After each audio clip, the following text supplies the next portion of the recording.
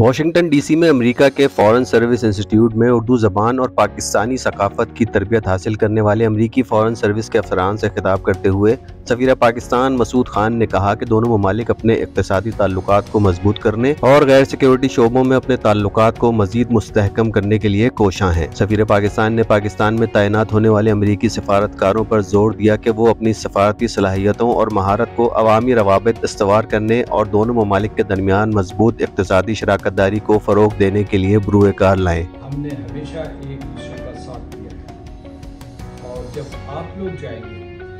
امریکی سفارت خانے میں یا آپ کانسلیٹ جنرل میں جائیں گے دفتر شہروں میں، تو آپ پاکستان امریکی دوستی کو بڑھانے میں اپنا کردار ادا کریں گے۔ سفیر پاکستان نے امریکی سفارتکاروں سے اردو میں خطاب کرتے ہوئے کہا کہ دونوں ممالک دہائیوں پر محیط اپنے تعلقات میں ہمیشہ ایک دوسرے کے شانہ بشانہ کھڑے رہے ہیں۔ اب آپ اس رشتے کو آگے بڑھانے میں اپنا کردار ادا کریں گے۔ آپ کی کوششوں کی وجہ سے پاکستان اور امریکہ ایک دوسرے کے قریب آئیں گے، خاص طور سے پاکستان اور امریکہ کے لوگ ایک دوسرے کے قریب آئیں گے۔ اس سے قبل سفیر پاکستان کی فارن سروس انسٹیٹیوٹ کی ڈائریکٹر ایمبیسڈر جوان پولاسچک سے ملاقات ہوئی، جنہوں نے سفیر پاکستان کو سفارتکاروں کے لیے مختلف تربیتی پروگراموں کے حوالے سے آگاہ کیا۔ شمال مشرقی ایشیائی زبانوں کی نگراں محترمہ تبسم سہیل نے سفیر پاکستان کو اردو زبان اور ثقافت کے کورس کے بارے میں بریفنگ دی۔